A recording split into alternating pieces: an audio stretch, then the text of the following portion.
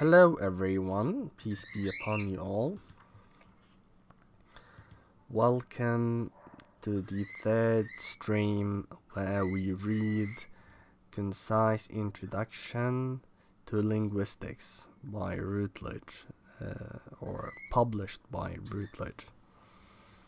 We have stopped at page 16, section Skepticism over Ape Language Studies. As I said in the last stream, I believe that animals can have language without any problem.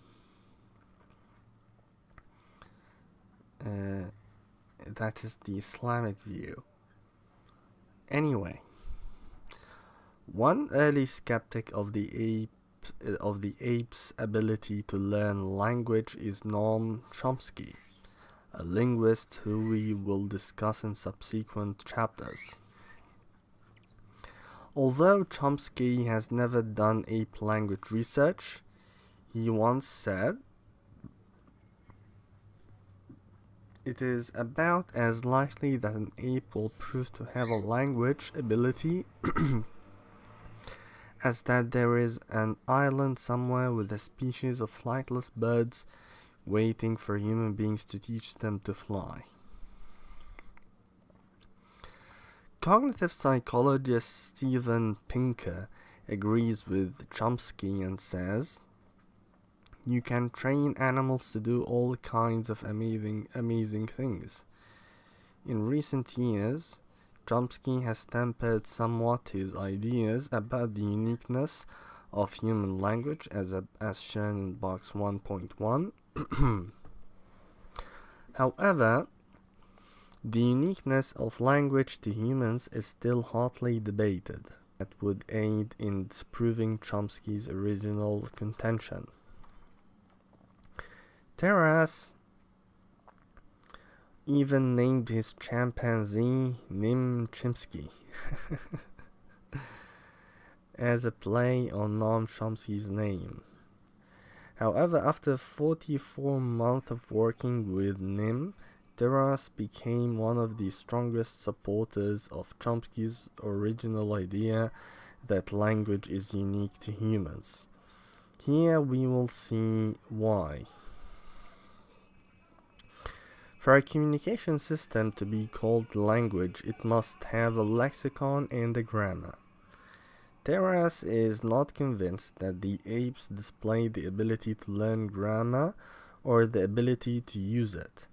He points out that in word sequences, the ape might simply be using two or more behaviors that would individually net the same reward.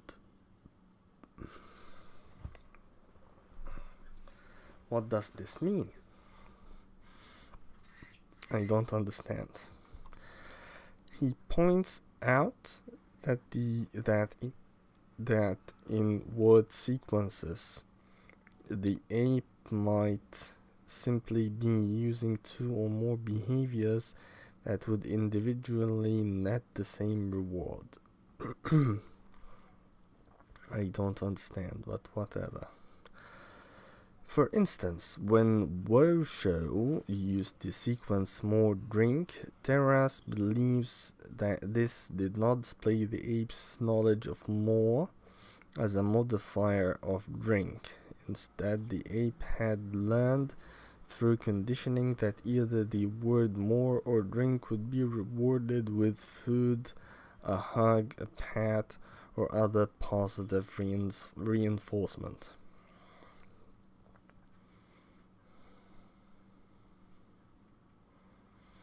The combination of signs maximizes the chance of reward and need not imply any knowledge of grammar.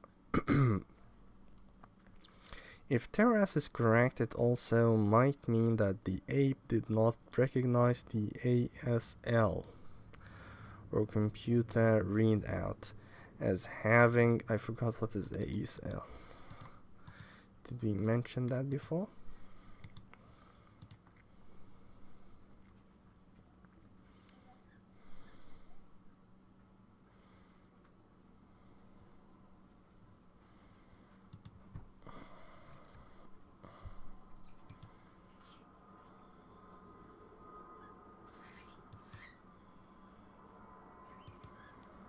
Oh, American Sign Language. Okay, I remember. Um, it also might mean that the ape did not recognize the ASL or computer readout as having meaning in the same way a human would. If all of this is true, then the ape's lack of a true lexicon and grammar would indicate a lack of language abilities, at least as reflected in the early ape language studies. Terras also offers another criticism.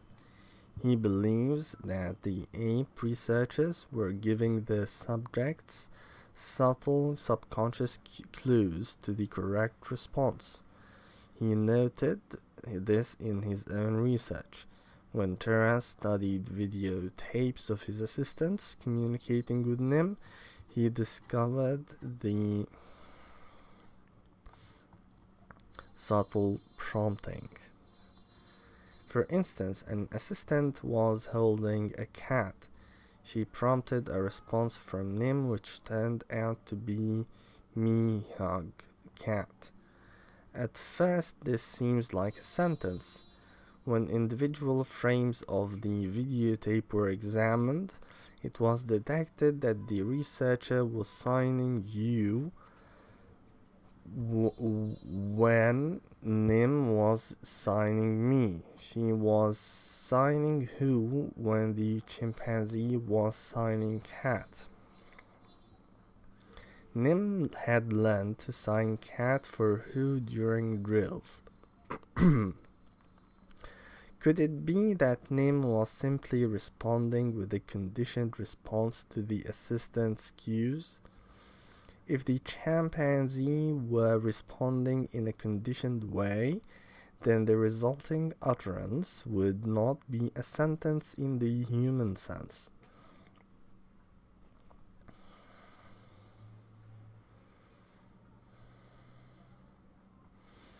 The chimpanzee could have been unknowingly cued to produce a string of signs that yield a reward. It might have been the act of producing that string of signs, not the individual meanings of these separate signs, that was significant. What? Sorry, I lost concentration. Let me repeat the sentence. It might have been the act of producing the string of signs, not the individual meanings of the separate signs, that was significant. In fact, the behavioral psychologist B.F. Skinner, who lived from 1904 to 1990, said that he could teach a pigeon to do the same thing that the apes were doing. Terras examined film of other talking apes and found the same type of prompting. Thomas Sebiok,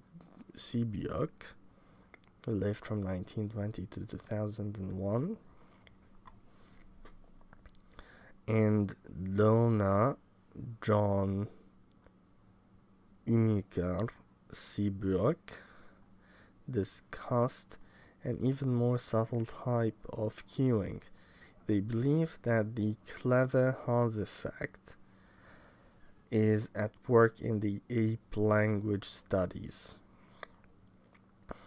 Clever Hans was a horse that learned to do amazing feats, such as stamp out the answers to mathematical and verbal problems using his hoof. The horse was actually reacting to unintentional cues from the trainer or his audiences. The Sebiuks think that the apes are also reacting to such things as the researcher's facial expressions, breathing patterns, and perhaps pupil dilations. Terras includes the following additional criticisms of ape language studies. 1. Nim's utterances did not increase in length over time. 2. 88% of Nim's utterances followed the researcher's utterances. Nim's responses were not usually spontaneous. 4. Many of the ape's responses were imitations of the human utterances. 5. Nim rarely added information to a conversation. 6. The ape had no concept of turn-taking in a conversation.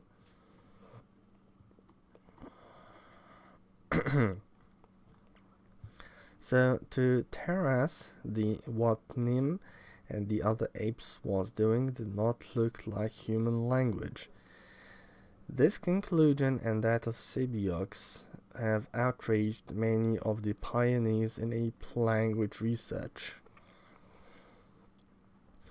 The gardeners have characterized Terrace's criticisms as weasel talk and innuendo. They had even considered suing him. In turn, the gardeners and others have labeled Terrace's Nim project as poor and a gross oversimplification. Patterson has said that Terrace's use of information on the gorilla Coco for comparative purposes is selective and in some instances inaccurate and misleading. Terrace contends that apes do not learn to communicate with ASL and other systems in the same way that children learn language. However, many people have criticized Terrace's understanding of how children do learn language. The exact mechanisms of human language acquisition are not known. For instance, the clever Hans effect might be important in a child's acquisition of language. If this were so, then the fact that the clever Hans effect takes place with the apes would not be in itself a valid criticism of the conclusion that the apes are producing human language. Indeed, non-verbal cues are extremely important in human communication. Often more important than speech. To assess the language learning competence of apes, we must know much more about the process in human children. Only then could valid ape-child comparisons be made. Many of the same detractors from the ape language studies have been critical of people who equate Alex the parrot's vocalizations to language.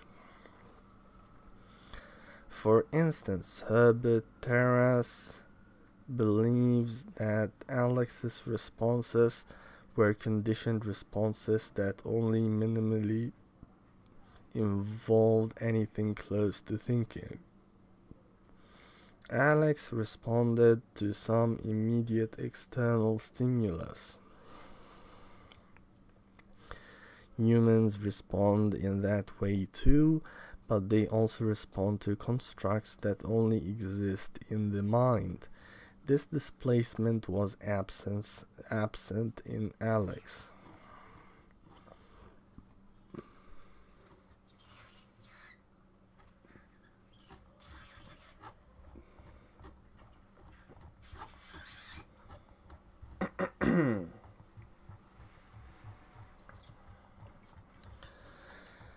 The proponents of ape language studies such as Sue Savage-Romboth counter that their critics have adopted a Cartesian dualism approach.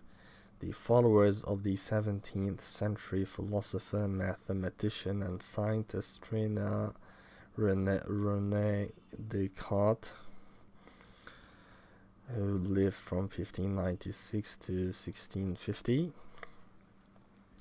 believed that only humans had minds and language. This made them unique in the animal kingdom. Savage Rambo thinks that this dualism is artificial. Humans and apes are so closely related that there is no reason to assume that apes do not share with us at least the rudimentary elements of language potential. Savage Rambaugh's argument is misleading. Although I believe personally that all animals have minds, anything that has consciousness has a mind. Any living being.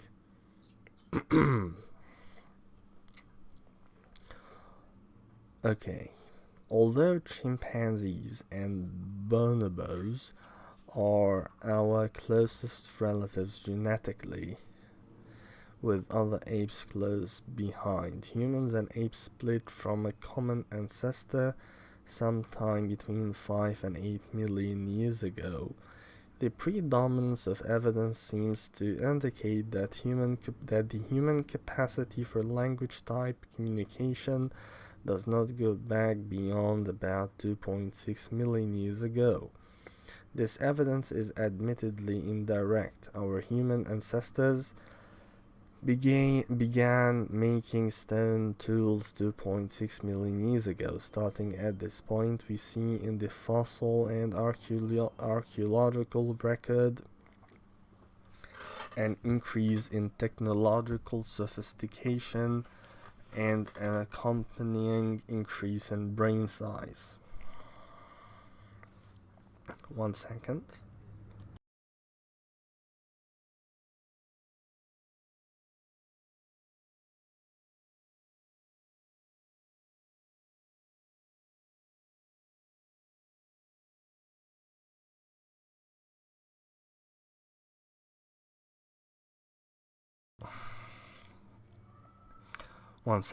Another second.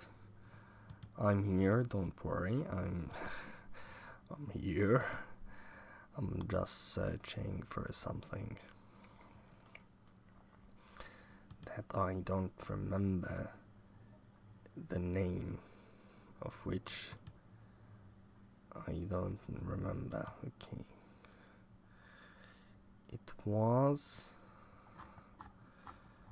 something about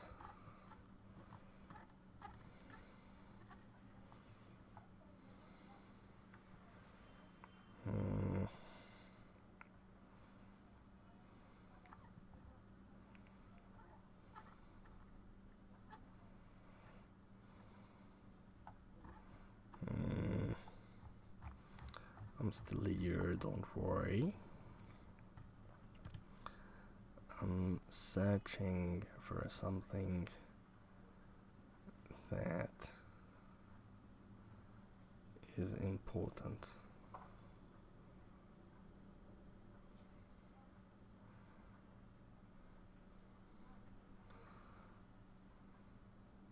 I've written in Arabic.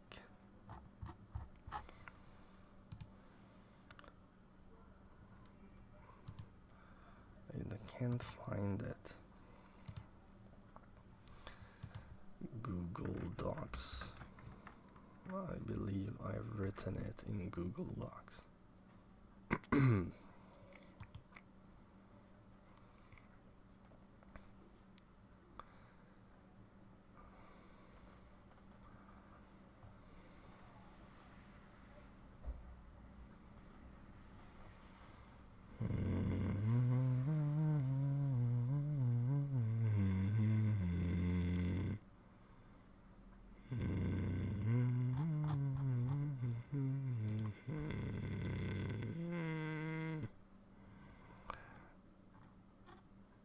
Okay, that was a weird noise.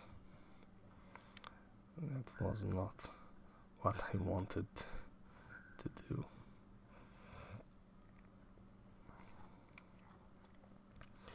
Where is it? Where is it? Books, ancient history, new folder, Chapter 1. Hey, I found it.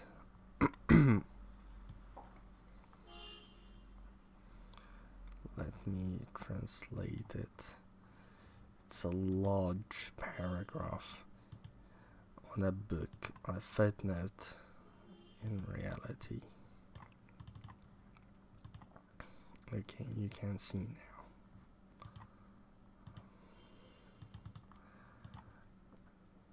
Okay, screen.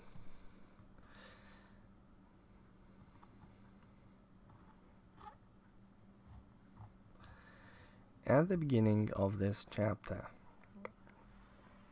the author recounts the story of human evolution. Here is a summary of our perspective on the matter.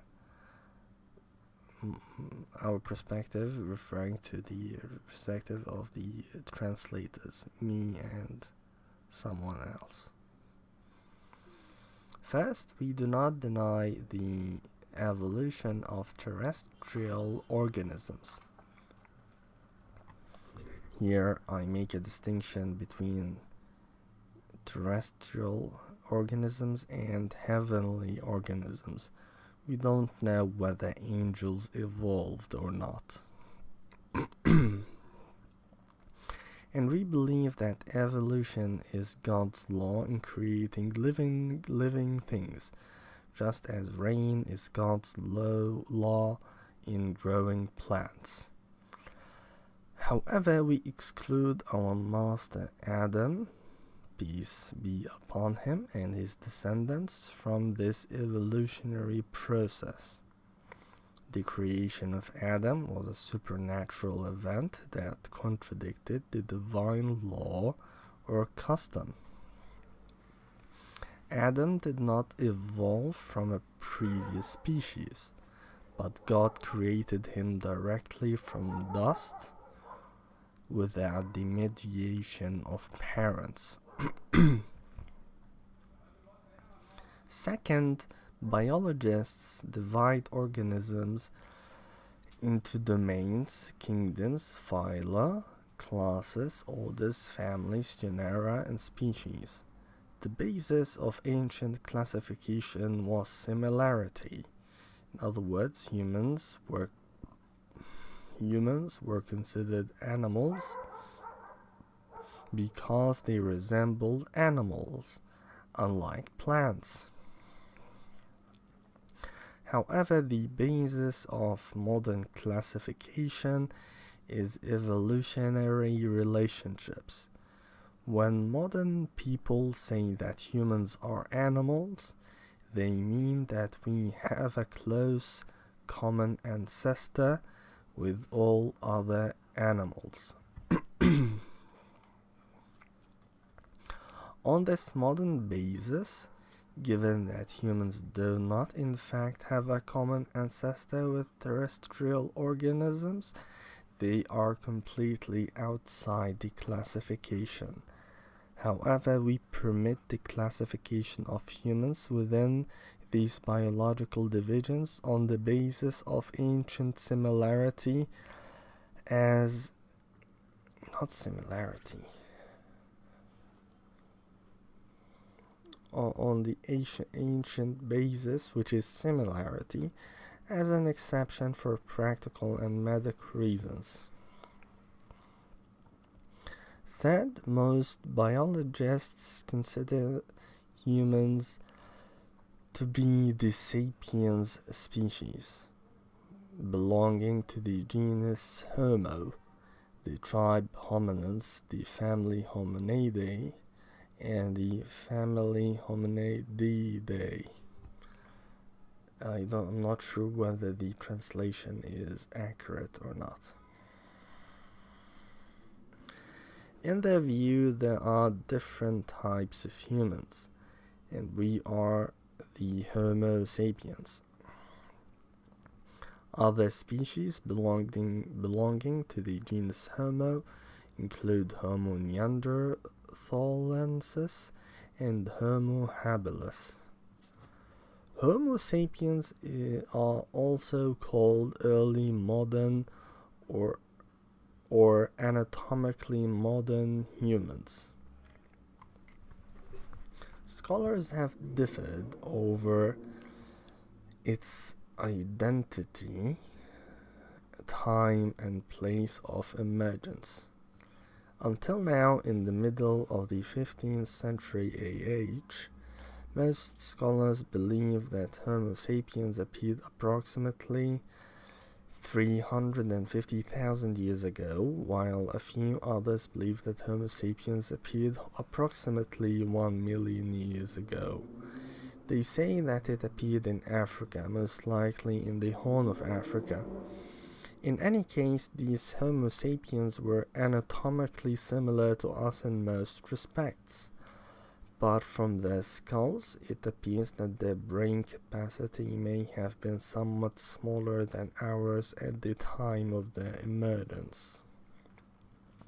However, by about 100,000 years ago, this difference disappeared, and Homo sapiens lived in Africa, who were anatomically identical to us.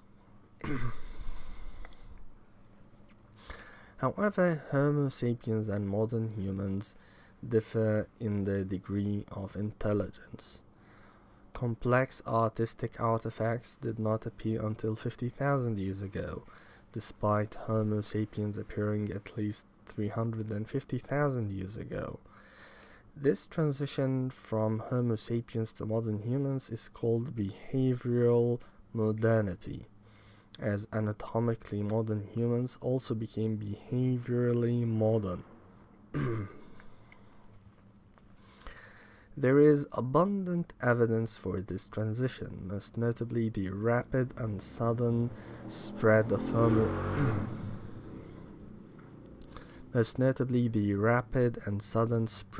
Homo sapiens across the globe, and the abundance of artistic depictions. However, some believe this transformation is gradual, and they focus on simple artistic remains in Blombos Cave in South Africa, dating back 100,000 years ago. They exaggerate the intelligence of Homo sapiens from 100,000 years ago to prove this, claiming that behavioral modernity began 100,000 years ago, or denying that the transformation occurred at all. As for us, we don't differentiate between humans, human beings, and humanoids. What? Where is this sentence?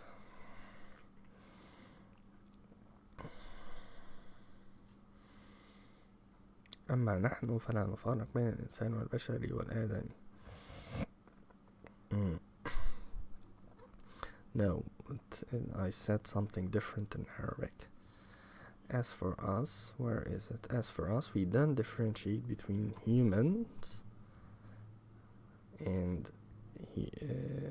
human beings, insan and bashar, insan and bashari in Arabic, and Adami or Adamite, son of Adam. These are synonymous terms. We don't recognize the humanity of primitive humans or Homo sapiens because they lacked human intelligence 50,000 years ago. The essence of humans lies in their intelligence, and behaviorally modern humans are the only ones who are human. As for the artwork dating back about 100,000 years ago, it is extremely simple and insufficient to prove that Homo sapiens are as intelligent as modern humans. There is no doubt that Homo sapiens possesses superior intelligence compared to other animals, as their intelligence is comparable to that of human children. One should not be surprised by their ability to draw simply, make tools, and cooperate. On the contrary, the emergence of modern humans was a significant and obvious event, as they quickly and suddenly dominated the earth. The intelligence of modern humans cannot be equated with that of other hominins. Therefore, we will change the name of the human genus to the genus Homo sapiens. There's something wrong here.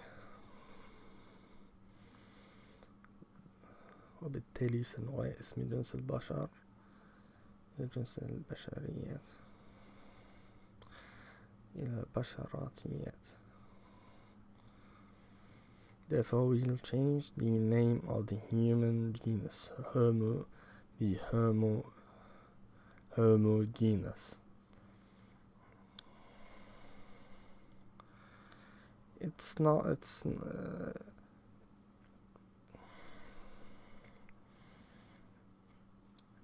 Instead of Homo, we'll use Homo humanoid.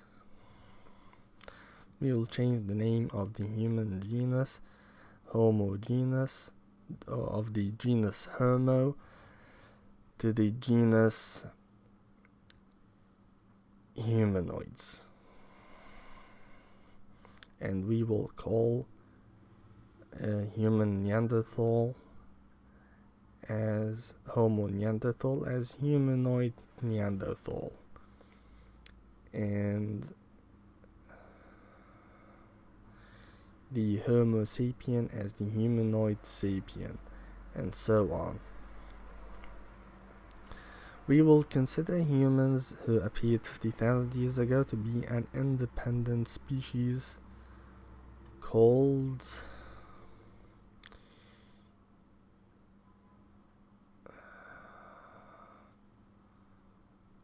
humanoid human.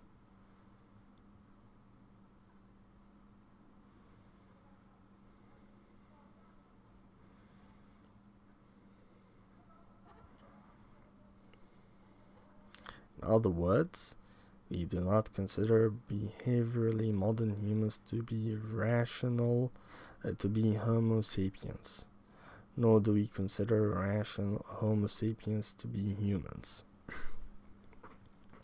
Fourth, the explanation for the anatomical similarities between humans and sapiens is not evolution but pure divine will. God can shape us however he wishes, in the form of a bird, a fish, or whatever. Fifth, forget about this sentence. Finally, I recommend reading Islam and Evolution, Al-Ghazali, and the Modern Evolutionary Paradigm, or something like that, by Shuaib Ahmed Malik, and God knows best. So this is basically my view about evolution.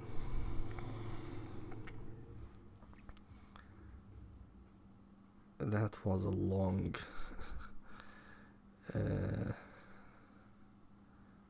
what's it called? Tangent, yes. Long tangent. But it was important.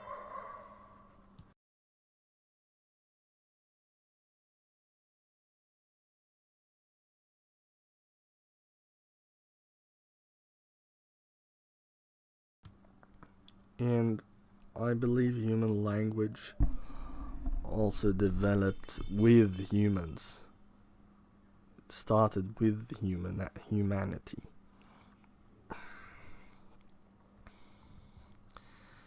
Anyway, where did we stop?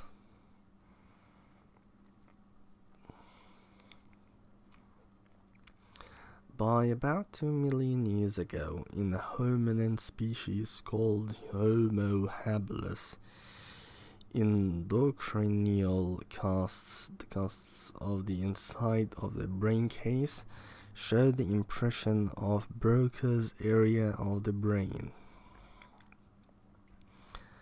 The Broca's area of the brain controls the larynx, lips, tongue, and other areas of the digestive and respiratory systems involved in oral and facial fine motor skills in the production of speech.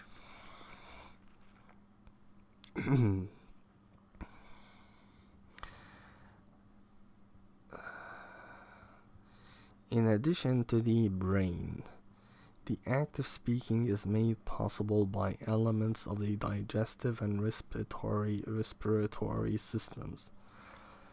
Many of the parts of these systems have evolved over the last 2 to 3 million years in ways that facilitate the ability to speak.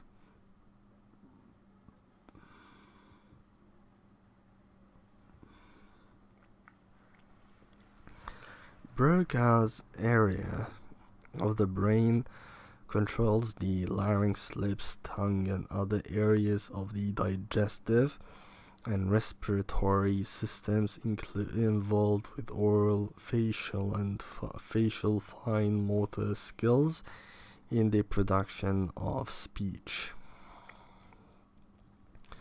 Modern apes are the result of a different evolutionary path that was not accompanied by complex tool manufacture, major increases in the brain, or major development of the language areas of the brain. This does not mean that certain abilities of the common...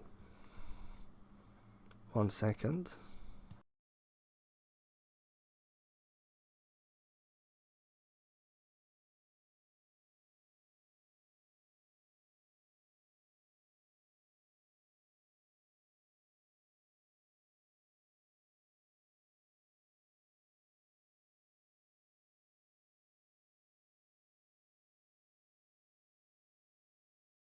Sorry.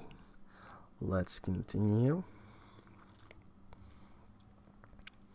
This does not mean that certain abilities of the common ancestors of apes and humans had nothing to do with the evolution of language abilities.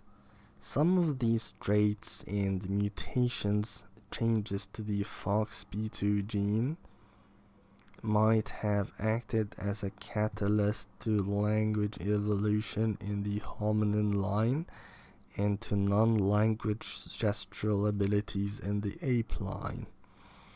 Also, recent research indicates that at least one species of monkey, the macaque, and perhaps by extension other non-human primates, can produce several human-like speech sounds, including 5 common vowels. The authors of this research believe that some non-human primates have the anatomical ability to produce human-like speech but lack the brain circuitry to organize those sounds into language. With humans, each cerebral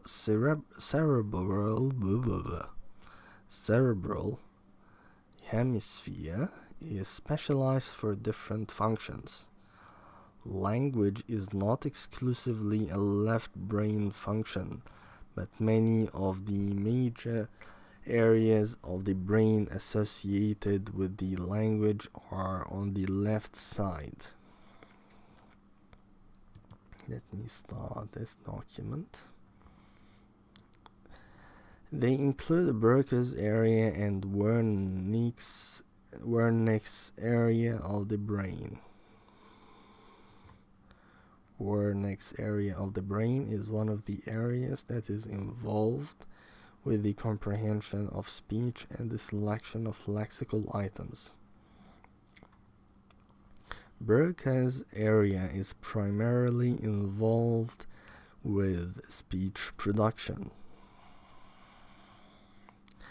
Damage to this area leads to a condition known as Broca's aphasia, characterized by problems in the production of speech and loss of some grammatical understanding of language. Wernicke's area is involved with the comprehension of speech and the selection of lexical items. Damage to Wernicke's area leads to a condition called Wernicke's aphasia, characterized by speech that includes lexical errors and nonsense words.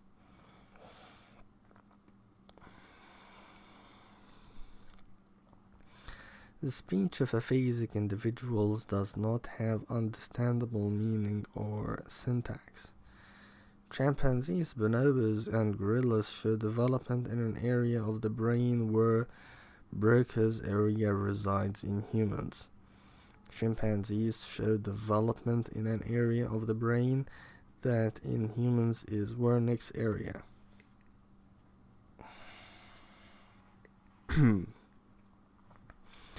Apes have larger left hemispheres than right, as do humans. Sorry, let's repeat this again. Chimpanzees show development in an area of the brain that in humans is Wernicke's area. Apes have larger left hemispheres than right, as do humans. This evidence might indicate that the neurological stage for language was set well before humans started to make stone tools. However, the fact that modern apes have some development in Broca's and Wernicke's areas of the brain does not mean that they have language abilities.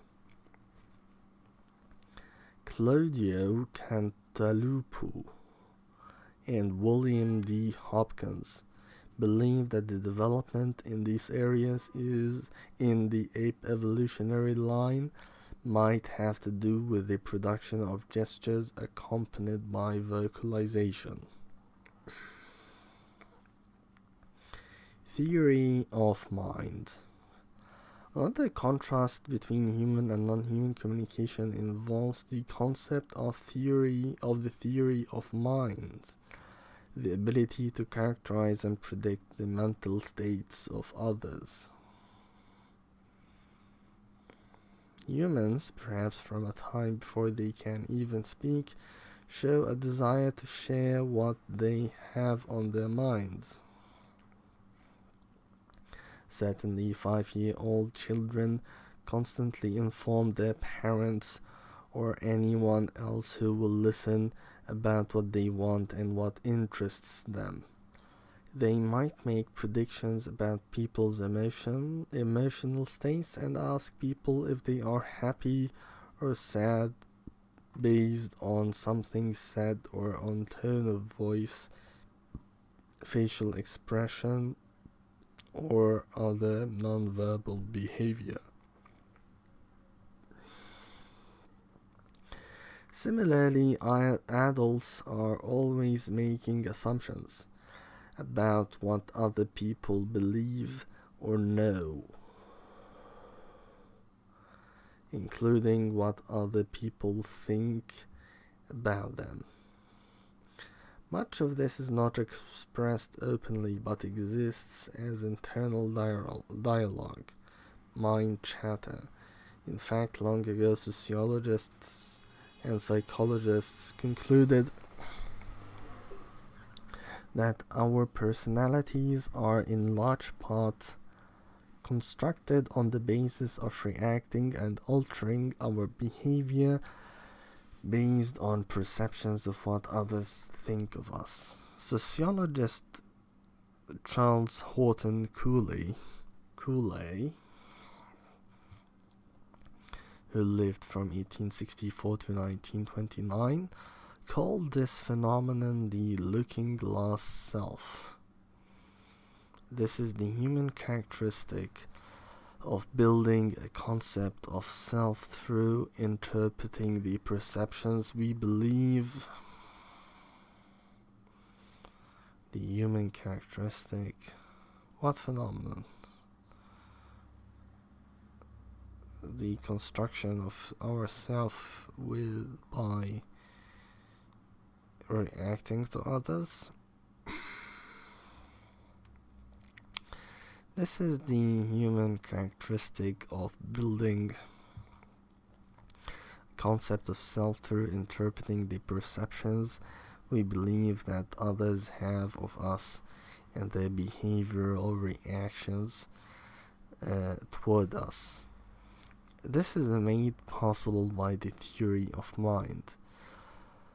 Although some research indicates that animals show behaviors that seem to be empathetic and affectionate, every dog owner will tell you this, and non-human animals can coordinate activities with each other, perhaps even with humans, as discussed earlier with the turn-taking example of a bonobo and its researcher.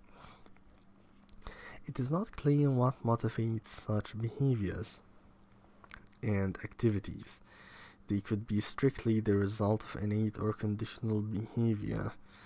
But when humans communicate with each other, they are constantly, sometimes very consciously, calculating the effect of what they say and do on others and what the consequences will be to them. These calculations and predictions are based primarily on a person's socialization within a particular society, within a particular culture, which in turn is constructed on culturally relative values, beliefs, and behaviors. An extreme example of this would be a speech by a politician where I lost concentration. Let me repeat again.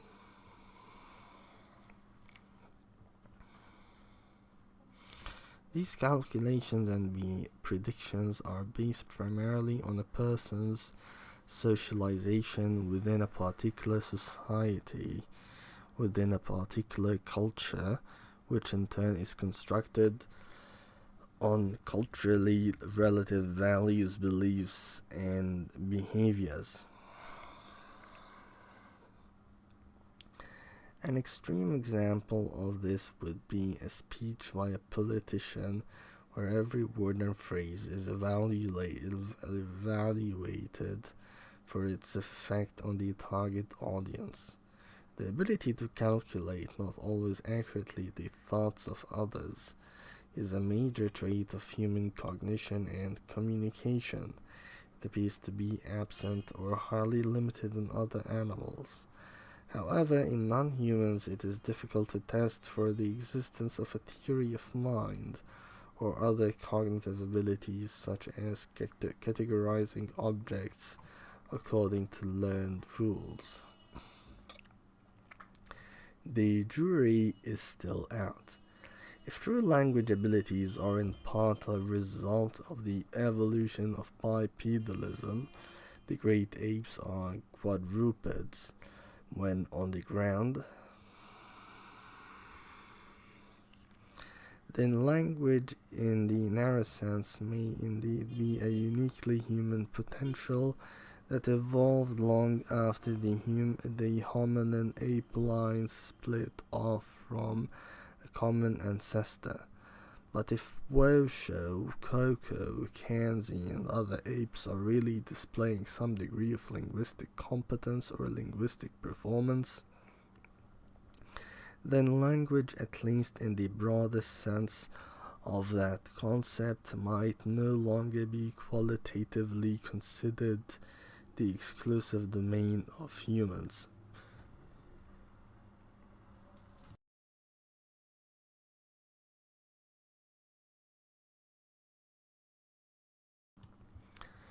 Recent studies suggest that songbirds and some non-human primates might be able to learn some minimal grammatical rules. Language may simply not be an all-or-nothing phenomenon. Instead, language can be viewed as many-faceted. We do not have to consider language to be a yes or no potential. Apes' communicative abilities, especially in controlled situations, may simply come closer to human language-like abilities that the abilities of than the abilities of other animals. This would be expected because modern apes and modern humans shared a common ancestor. The abilities of the common ancestor that evolved into language in the human line might have evolved into the fluid and sometimes creative non-linguistic communication we see in apes in the wild. It may also have provided apes in captivity with the ability to learn some aspects of language. Unfortunately, for several reasons, ape language studies have slowed down recently as funding has been difficult to find. Irene Pepperberg wrote an overview of animal language studies from her point of view that provides a history of those studies and a review of what was learned and what could be learned from additional studies. Summary. All animals convey information to members of their own species and often to members of other species. Non-human animal communication can be extremely elaborate, yet what strikes us as the most in comparing non-human and human communication is the scope of human communication. As complex as bee and bird communications are, these systems are strictly limited to the number and type of messages that they can produce. Human language is open. We are not limited to a small number of calls or songs about a restricted number of events. 1 second.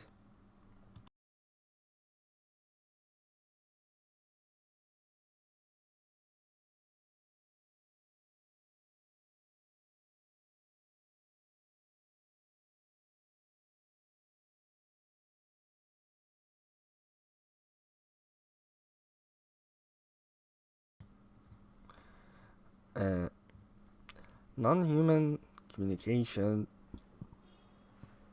is in large part stimulus bound. A signal is emitted by virtue of exposure to some stimulus. Human language is stimulus free. We respond to mental categorization of the world.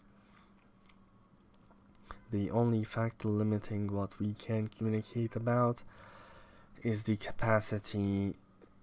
capabilities of our minds.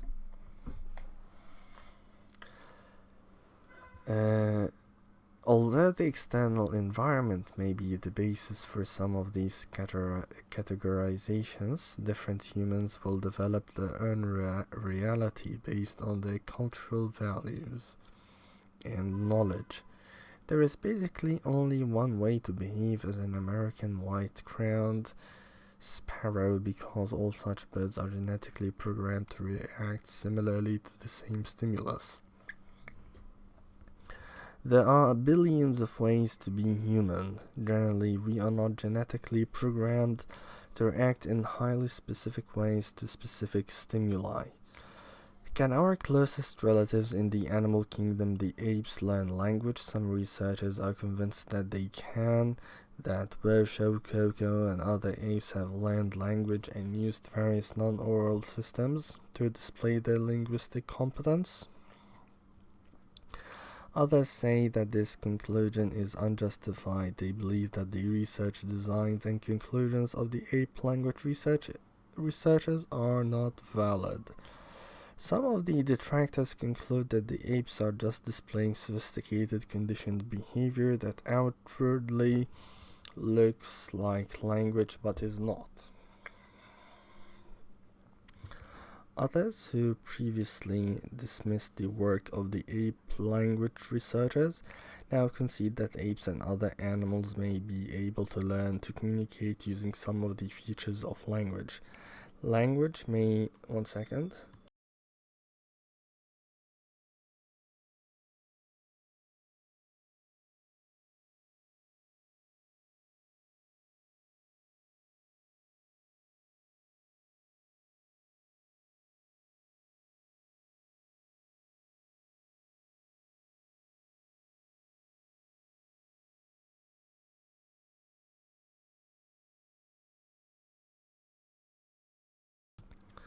Okay. Where were we? Some of the detractors conclude that the apes are just displaying sophisticated conditioned behavior that outwardly looks like language but is not. Others who previously dismissed the work of the ape language researchers now concede that apes and other animals may be able to learn to communicate using some of the features of language. Language may not be all or nothing. It might not be reasonable for us to expect an ape to learn and use all the features of a human communication system. And it might be equally unreasonable to expect animals closely related to us biologically to be totally different from us in their communicative potentials. Researchers Miriam A. Novak and Sandra Waxman conclude that human language is unique not only for its structural complexity, but also for its inextricable interface with core cognitive abilities, such as object representation, object categorization, and abstract rule learning. Cool.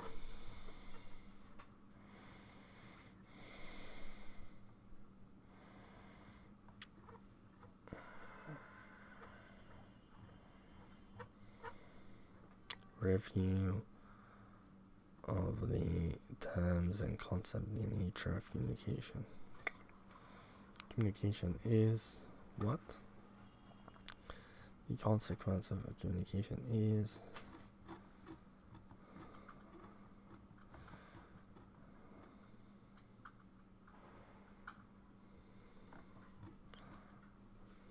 end of chapter. What are some functions of communication?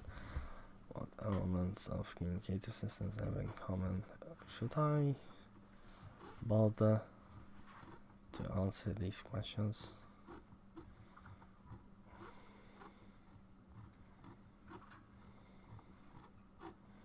Chapter 2. Phonetics, the sounds used in languages. Okay, and here we reach the end of the stream. Thank you for watching, and goodbye.